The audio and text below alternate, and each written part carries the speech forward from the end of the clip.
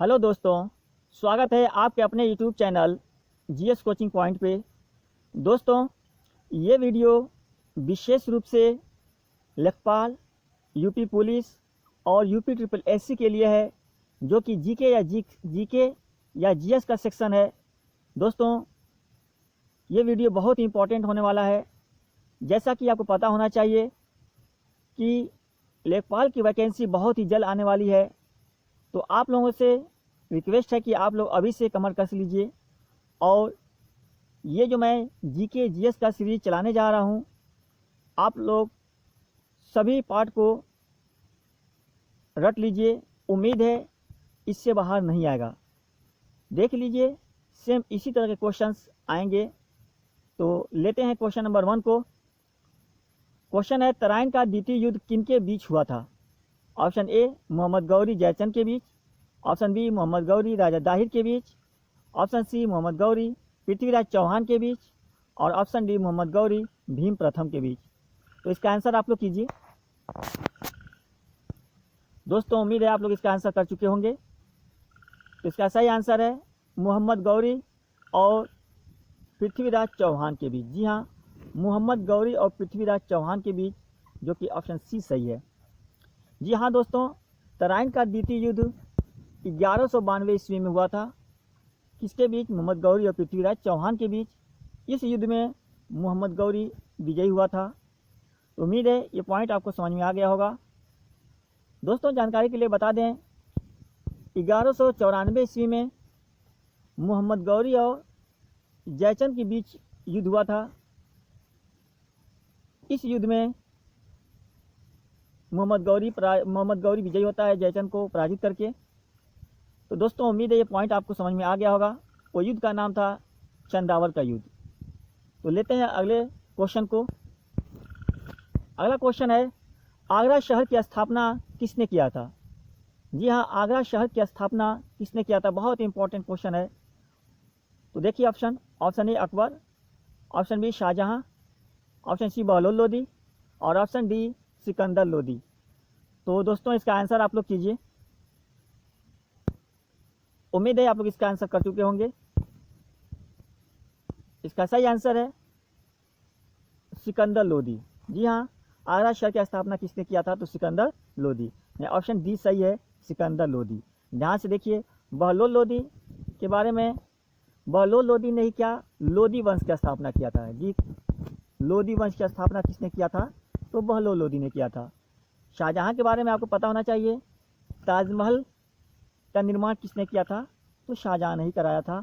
और अकबर के बारे में एक पॉइंट देख लीजिए, दीन इलाही धर्म की स्थापना किसने किया था? तो किसने चलाया था? तो अकबर ने ही चलाया था। तो उम्मीद है ये सभी पॉइंट आपको समझ में आ गया होगा। तो लेते हैं अगले क्वेश्चन को। अगला क्वेश्चन है, बाबर को कलंदर की उपाधि किस युद्ध के बाद मिली थी? बहुत इंपॉर्टेंट क्वेश्चन है। बाबर को कलंदर की उपाधि किस युद्ध के बाद मिली थी? ऑप्शन ए खानवा का युद्ध, ऑप्शन बी घाघरा का युद्ध, ऑप्शन सी पानीपत का युद्ध, और ऑप्शन डी चौसा का युद्ध। तो दोस्तों, इसका आंसर कीजिए आप लोग। उम्मीद है आप लोग इसका आंसर कर चुके होंगे। जी हाँ, इसका सही ऑप्शन है ऑप्शन सी पानीपत का युद्ध। जी हाँ, पानीपत के युद्ध के बाद ही बाबर को कलंदर की उपाधि मिली थी।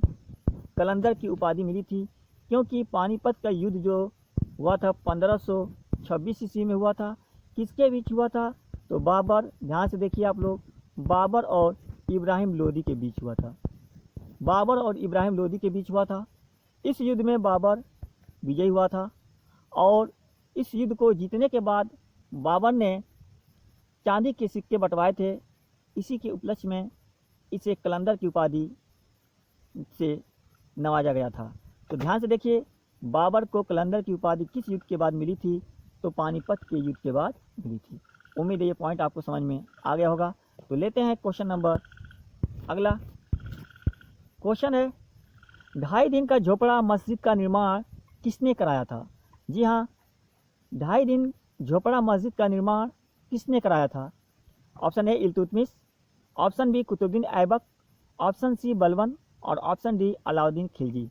तो इसका आंसर आप लोग कीजिए। उम्मीद है आप लोग इसका आंसर कर चुके होंगे। इसका सही आंसर है कुतुबुद्दीन ऐबक। जी हाँ, ऑप्शन बी कुतुबुद्दीन ऐबक ने ही 2.5 दिन झोपड़ा मस्जिद का निर्माण कराया था, जो कि कहाँ पे स्थित है, राजस्थान में स्थित है। जी हाँ, किस राज्य में स्थित है, तो राजस्थान में स्थित है। राजस्थान के किस शहर में, तो अजमेर में। जी कहाँ पे, अजमेर में। तो उम्मीद है ये पॉइंट आपको समझ में आ गया होगा। तो लेते हैं क्वेश्चन नंबर 5 को। संगीत से संबंधित वेद है। यहाँ ध्यान से देखिए, बहुत इंपॉर्टेंट क्वेश्चन है। संगीत से संबंधित वेद है। Option A Rigveda, option B Samaveda, option C Atharvaveda और ऑप्शन डी यजुर्वेद। तो इसका आंसर आप लोग कीजिए। उम्मीद है आप लोग इसका आंसर कर चुके होंगे। इसका सही आंसर है सामवेद। जी हाँ, ऑप्शन नंबर बी सामवेद जो है संगीत से संबंधित वेद कौन सा है, तो सामवेद है।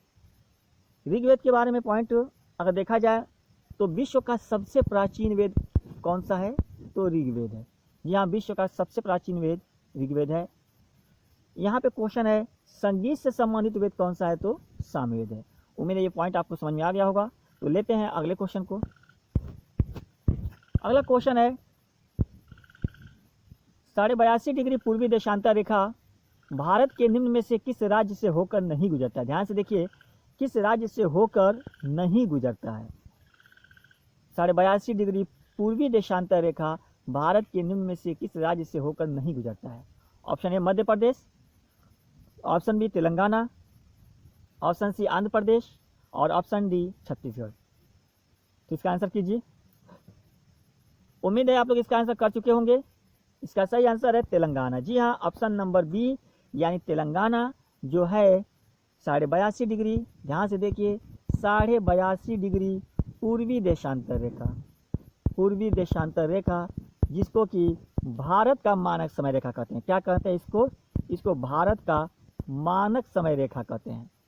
भारत का मानक समय रेखा 82.5 डिग्री पूर्वी देशांतर रेखा है, जो कि भारत के कितने राज्यों से होकर गुजरता है, 5 राज्यों से होकर गुजरता है। जी हाँ, इन 5 राज्यों का जो नाम है, ध्यान से सुन लीजिए आप लोग।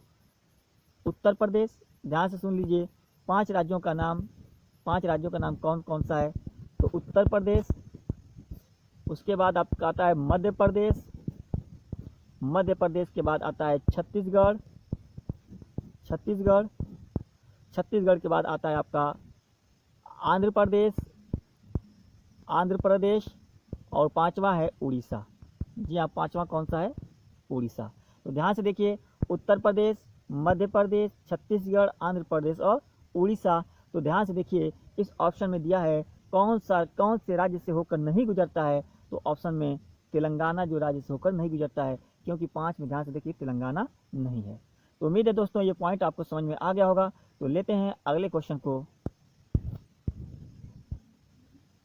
क्वेश्चन है निम्न में से किस पठार को भारत का रूर प्रदेश कहते हैं। जी हाँ, बहुत इंपॉर्टेंट क्वेश्चन है।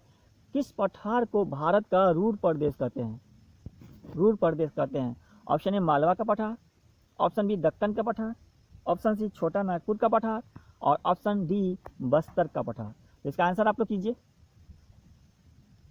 उम्मीद है दोस्तों इसका आंसर कर चुके होंगे आप लोग। इसका सही आंसर है छोटा नागपुर का पठार, यानी ऑप्शन नंबर सी छोटा नागपुर के पठार को क्या कहते हैं, तो भारत का रूर प्रदेश कहते हैं। क्या कहते हैं, रूर प्रदेश कहते हैं, क्योंकि यह जो पठार है जो कि बहुत ही भारत के लिए ये पठार बहुत ही समृद्ध पठार है, और इसकी तुलना जर्मनी में स्थित रूर जो कि एक द्वीप है उससे की गई है, क्योंकि जो चीज़ वहाँ मिलता है ठीक वही चीज़ यहाँ मिलता है, इसीलिए इसकी तुलना जर्मनी के रूर द्वीप से कर दी गई है। तो ध्यान से देखिए, भारत का रूर प्रदेश किसे कहते हैं, तो छोटा नागपुर के पठार को कहते हैं। उम्मीद है ये पॉइंट आपको समझ में आ गया होगा। तो लेते हैं अगले क्वेश्चन को। निम्न में से कौन सा राज्य अरब सागर के तट से नहीं लगा है। बहुत इंपॉर्टेंट क्वेश्चन है दोस्तों, ध्यान से देखिए। निम्न में से कौन सा राज्य अरब सागर के तट से नहीं लगा है। Option A Karnataka, option B Andhra Pradesh, option C Gujarat और ऑप्शन डी केरल। तो इसका आंसर आप लोग कीजिए। उम्मीद है आप लोग इसका आंसर कर चुके होंगे। क्वेश्चन है, देख लीजिए, कौन सा राज्य अरब सागर के तट से नहीं लगा है, तो इसमें इसका सही आंसर है आंध्र प्रदेश। जी हाँ, ऑप्शन नंबर बी आंध्र प्रदेश जो है अरब सागर के तट से नहीं लगा है। ध्यान से देखिए, ये प्रायद्वीपीय भारत है। गुजरात के बाद देखिए अरब सागर, इधर कौन सा सागर है? अरब सागर है दोस्तों, अरब सागर। और अरब सागर से जो राज्य लगे हैं उनकी संख्या कितनी है? 5 राज्य हैं। जी हाँ, 5 राज्य अरब सागर के तट से लगे हैं। 5 राज्यों का क्रम क्या है? गुजरात है यहाँ पे, गुजरात के बाद महाराष्ट्र, महाराष्ट्र के बाद आपका गोवा, गोवा के बाद यहाँ कर्नाटक, और कर्नाटक के बाद यहाँ कौन सा राज्य है? केरल। तो ध्यान से देखिए, गुजरात, महाराष्ट्र, गोवा, कर्नाटक और केरल, ये 5 राज्य अरब सागर के तट से लगे हैं, जबकि 4 राज्य बंगाल की खाड़ी से तट से लगे हैं। कौन कौन सा राज्य? तमिलनाडु, आंध्र प्रदेश, उड़ीसा और पश्चिम बंगाल। जी हाँ, पश्चिम बंगाल। तो 4 राज्य बंगाल की खाड़ी के तट से लगे हैं और 9 और 5 राज्य अरब सागर के तट से लगे हैं। इस तरह भारत के कुल 9 राज्य, ध्यान से देखिए, केवल मैं राज्य की बात कर रहा हूँ, 9 राज्य जो हैं तट से लगे हुए हैं। तो उम्मीद है ये पॉइंट आपको समझ में आ गया होगा। तो लेते हैं अगले क्वेश्चन को।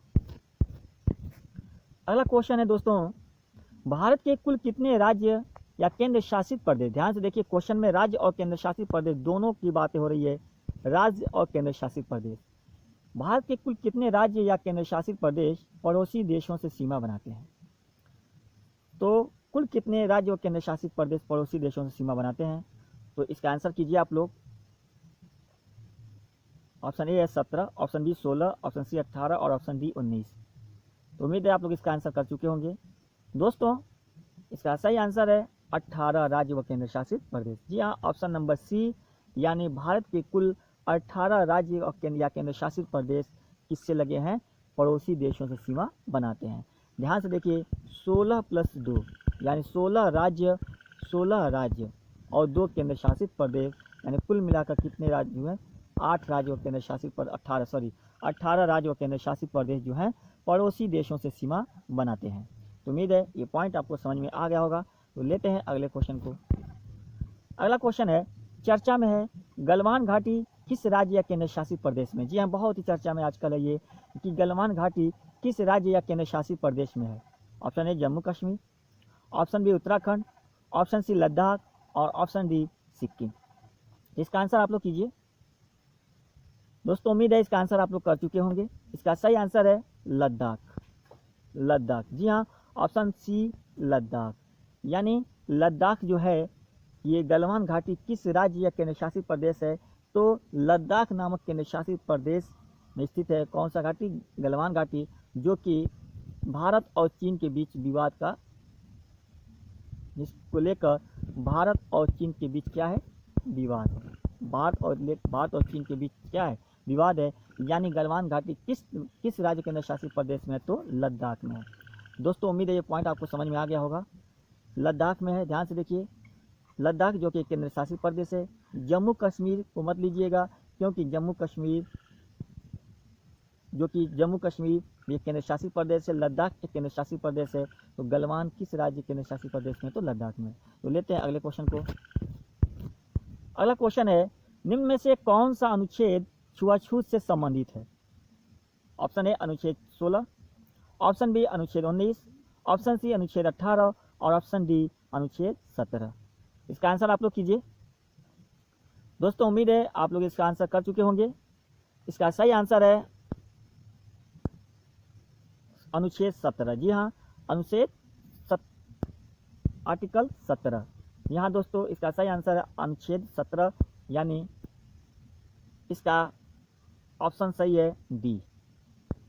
जी हाँ, अनुच्छेद 17 जो है, यानी आर्टिकल 17 जो है छुआछूत से संबंधित है। तो देखिए, बहुत ही इंपॉर्टेंट है। आर्टिकल जो 17 है वो छुआछूत से रिलेटेड है। तो उम्मीद है पॉइंट समझ में आ गया होगा। तो लेते हैं अगले क्वेश्चन को। अगला क्वेश्चन है, भारतीय संविधान के किस भाग को मैग्ना कार्टा कहा जाता है? जी हाँ, भारतीय संविधान के किस भाग को मैग्ना कार्टा कहा जाता है? ऑप्शन ए भाग 1, ऑप्शन बी भाग 4, ऑप्शन सी भाग 3 और ऑप्शन डी भाग 368। तो इसका आंसर आप लोग कीजिए। दोस्तों, उम्मीद है इसका आंसर कर चुके होंगे। इसका सही आंसर है भाग 3, यानी ऑप्शन सी। यानी ऑप्शन सी यानी भाग 3 को भारत का क्या कहते हैं, मैग्ना कार्टा कहते हैं। भाग 3 जो है अनुच्छेद 12 से लेकर 35 के बीच है, अनुच्छेद 12 से लेकर 35 के बीच है, जिसे हम क्या कहते हैं, मौलिक अधिकार, यानी मौलिक अधिकार दिया गया है, मूल अधिकार यानी मौलिक अधिकार, वही क्या कहते हैं, भारत का मैग्ना कार्टा कहते हैं। तो ये मौलिक अधिकार किस भाग में है, तो भाग 3 में है। कहाँ से कहाँ तक है, तो अनुच्छेद 12 से लेकर अनुच्छेद 35 तक। तो लेते हैं अगले क्वेश्चन को। दोस्तों क्वेश्चन नंबर 13 है, संसद के कितने अंग होते हैं। ध्यान से देखिए आप लोग, संसद के कितने अंग होते हैं। ऑप्शन ए 3 अंग, ऑप्शन सी 6 अंग, ऑप्शन बी 6 अंग, ऑप्शन सी 2 अंग और ऑप्शन डी 4 अंग। इसका आंसर आप लोग कीजिए। उम्मीद है आप लोग आंसर कर चुके होंगे। इसका सही आंसर है 3 अंग, यानी ऑप्शन ए सही है। संसद के कितने अंग होते हैं, तो 3 अंग होते हैं। ध्यान से देखिए कौन कौन से होते हैं, तो राष्ट्रपति, लोकसभा और राज्यसभा।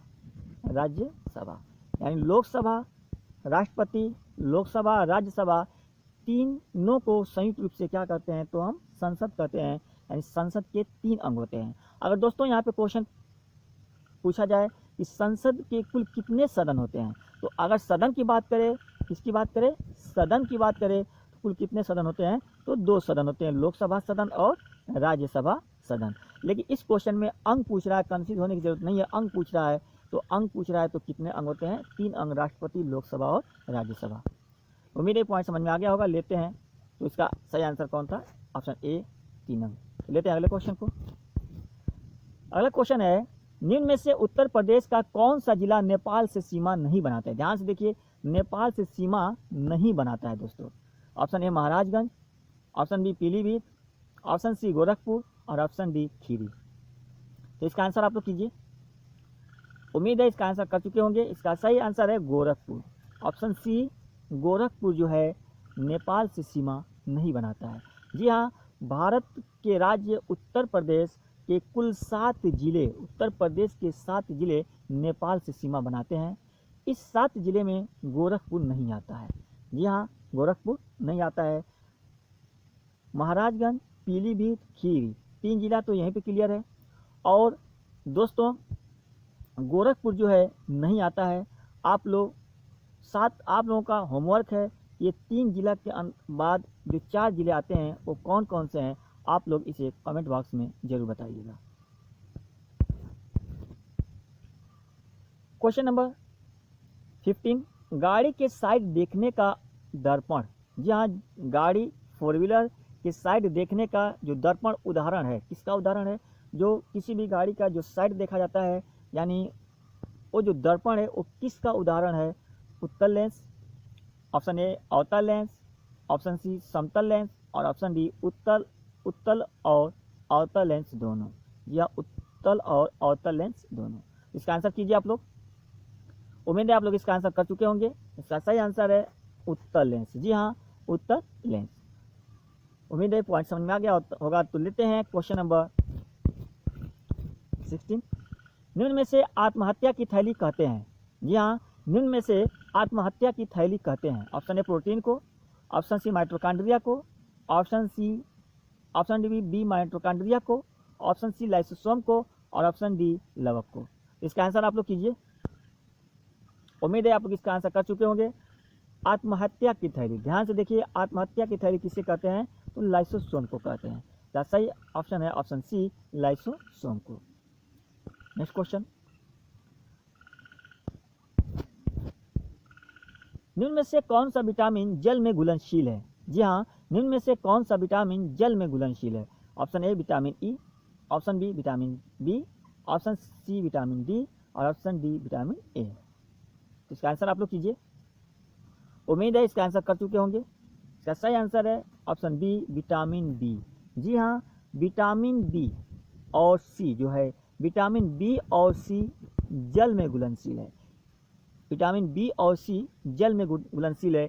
इसके अलावा जो विटामिन होते हैं ये वसा में घुलनशील है। तो ध्यान से देखिए आप लोग, यहाँ पे एक ट्रिक समझ लीजिए, बिसलेरी, जी हाँ, एक बॉटल आता है पानी का, जो जल का जो बॉटल आता है जिसे हम क्या कहते हैं, बिसलेरी कहते हैं। तो देखिए बिसलेरी में बी और सी दोनों वर्ड आ रहा है, उसमें जो उच्चारण जो प्रोनाउंसिएशन हो रहा है बी और सी दोनों का हो रहा है। और बी और सी यानी बिसलेरी क्या है, तो वाटर है, जल है, और ये दोनों विटामिन किस में घुलनशील है, तो जल में घुलनशील है।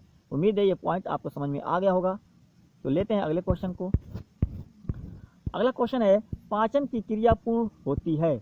जी हाँ, पाचन की क्रिया पूर्ण होती है। ऑप्शन ए बड़ी आंत में, ऑप्शन बी छोटी आंत में, ऑप्शन सी अग्नाशय में, और ऑप्शन डी मुख गुहा में। तो ध्यान से देखिए, पाचन की क्रिया पूर्ण होती है, पूर्ण की बात देखिए, पूर्ण होती है, इसका आंसर आप लोग कीजिए। उम्मीद है इसका आंसर कर चुके होंगे। इसका सही आंसर है छोटी आंत में। जी हाँ, ऑप्शन नंबर बी, छोटी आंत में पाचन की क्रिया कंप्लीट होती है, पूर्ण होती है। उम्मीद है ये पॉइंट आपको क्लियर हो गया होगा। लेते हैं अगले क्वेश्चन को। बायोलॉजी शब्द किसने दिया था? जी हाँ, बायोलॉजी शब्द किसने दिया था? ऑप्शन ए अरस्तु, ऑप्शन बी लैमार्क और ट्रेविरेनस, ऑप्शन सी थियोफ्रेस्टस, और ऑप्शन डी रॉबर्ट हुक। जी हाँ, बायोलॉजी शब्द किसने दिया था? दोस्तों इसका आंसर कीजिए। उम्मीद है इसका आंसर कर चुके होंगे। इसका सही आंसर है लैमार्क और ट्रेविरेनस। जी हाँ, ऑप्शन नंबर बी, लैमार्क और ट्रेविरेनस ने ही बायोलॉजी शब्द दिया था। जी हाँ, बायोलॉजी शब्द किसने दिया था? तो लैमार्क और ट्रेविरेनस ने। कब दिया था? 1801-2 ईस्वी में। जी हाँ, 1801-2 ईस्वी में लैमार्क और ट्रेविरेनस ने बायोलॉजी शब्द दिया था। तो उम्मीद है पॉइंट क्लियर हो गया होगा। लेते हैं अगले क्वेश्चन को। अगला क्वेश्चन है, मणिपुर की राजधानी है। जी हाँ, राजधानी से क्वेश्चन है, मणिपुर की राजधानी है। Option A Aizawl, option B Dispur, option C Imphal, और ऑप्शन डी गंगटोक। इसका आंसर आप लोग कीजिए, बहुत ही आसान क्वेश्चन है। उम्मीद है इसका आंसर कर चुके होंगे। इसका सही आंसर है इम्फाल। जी हाँ, मणिपुर की राजधानी कौन सा है? इम्फाल। आइजोल किसकी राजधानी है? मिजोरम की। किस राज्य की राजधानी? मिजोरम की। दिसपुर असम की राजधानी, दिसपुर। गंगटोक सिक्किम की राजधानी, गंगटोक। सिक्किम की राजधानी गंगटोक। और इम्फाल किसकी राजधानी है? तो मणिपुर की है। तो उम्मीद है पॉइंट क्लियर हो गया होगा। लेते हैं अगले क्वेश्चन को। वर्तमान में भारत के केंद्रीय रेल मंत्री हैं। जी हाँ, वर्तमान में भारत के केंद्रीय रेल मंत्री हैं। Option A Manoj Sinha, option B Piyush Goyal, option C Suresh Prabhu, और ऑप्शन डी निर्मला सीतारमण। इसका आंसर कीजिए आप लोग।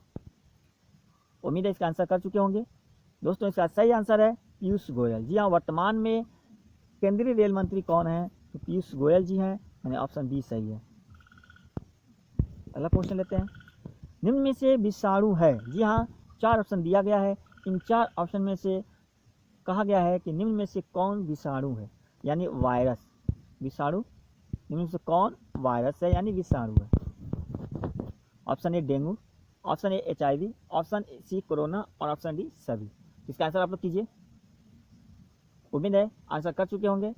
जी हाँ, डेंगू भी वायरस है, HIV वायरस है, और कोरोना तो चर्चा में है, कोरोना भी वायरस है। इसका सही आंसर है ऑप्शन डी सभी। तो लेते हैं अगले क्वेश्चन को। अगला क्वेश्चन है, हाल ही में फैजाबाद का नाम बदलकर अयोध्या कर दिया गया। अयोध्या किस नदी के तट पर स्थित है? जी हाँ, हाल ही में फैजाबाद का नाम बदलकर अयोध्या कर दिया गया। अयोध्या किस नदी के तट पर स्थित है? आंसर है, ऑप्शन है राप्ती नदी, ऑप्शन बी गोमती नदी, ऑप्शन सी सरयू नदी, और ऑप्शन डी रामगंगा नदी। इसका आंसर कीजिए आप लोग। उम्मीद है आप लोग इसका आंसर कर चुके होंगे। इसका सही आंसर है सरयू नदी। जी हाँ, ऑप्शन सी, यानी सरयू नदी के तट पर अयोध्या स्थित है। तो क्लियर हो गया होगा। लेते हैं अगले क्वेश्चन को। अगला क्वेश्चन है, शीत ऋतु में सबसे अधिक वर्षा कहाँ होती, किस राज्य में होती है? ध्यान से देखिए, बहुत इंपॉर्टेंट क्वेश्चन है। शीत ऋतु में सबसे अधिक वर्षा भारत के किस राज्य में होती है? पंजाब में, केरल में, मेघालय में, या तमिलनाडु में? इसका आंसर आप लोग कीजिए। उम्मीद है आप लोग इसका आंसर कर चुके होंगे। इसका सही आंसर है तमिलनाडु में। जी हाँ, तमिलनाडु। ध्यान से देखिए आप लोग क्वेश्चन, शीत ऋतु में सबसे अधिक वर्षा कहाँ होता है, किस राज्य में होता है? इसका सही आंसर है तमिलनाडु, यानी ऑप्शन डी तमिलनाडु में। दोस्तों ये पॉइंट आपको क्लियर हो गया होगा। जी हाँ, शीत ऋतु में सबसे अधिक वर्षा कहाँ होता है? तो तमिलनाडु के किस तट को, तमिलनाडु के तट को क्या कहते हैं, कोरोमंडल तट कहते हैं, कोरोमंडल तट। और कोरोमंडल तट पे जो शीत ऋतु में वर्षा होती है वो किन हवाओं से होती है, तो वो उत्तर पूर्वी हवाओं से होती है। किन हवाओं से, उत्तर पूर्वी हवाओं से, उत्तर पूर्वी हवाओं से। तो उम्मीद है पॉइंट क्लियर हो गया होगा। लेते हैं अगला और last question. Vasco D gamma 1498 में भारत आया था। जी हाँ, वास्को डी गामा 1498 में भारत आया था, निम्न में से किस महाद्वीप से संबंधित था। जी हाँ, वास्को डी गामा किस महाद्वीप से संबंधित था जो कि 1498 ईस्वी में, 1498 ईस्वी में भारत आया था, 1498 ईस्वी में भारत आया था। ऑप्शन ए एशिया महाद्वीप, ऑप्शन बी अफ्रीका महाद्वीप, ऑप्शन सी यूरोप महाद्वीप और ऑप्शन डी उत्तरी अमेरिका महाद्वीप। इसका आंसर आप लोग कीजिए। दोस्तों उम्मीद है इसका आंसर कर चुके होंगे। इसका सही आंसर है यूरोप महाद्वीप। जी हाँ, ऑप्शन सी यूरोप महाद्वीप से संबंधित है, यानी वास्को डी गामा एक यूरोप महाद्वीप का देश पुर्तगाल यानी पुर्तगाल से आया था।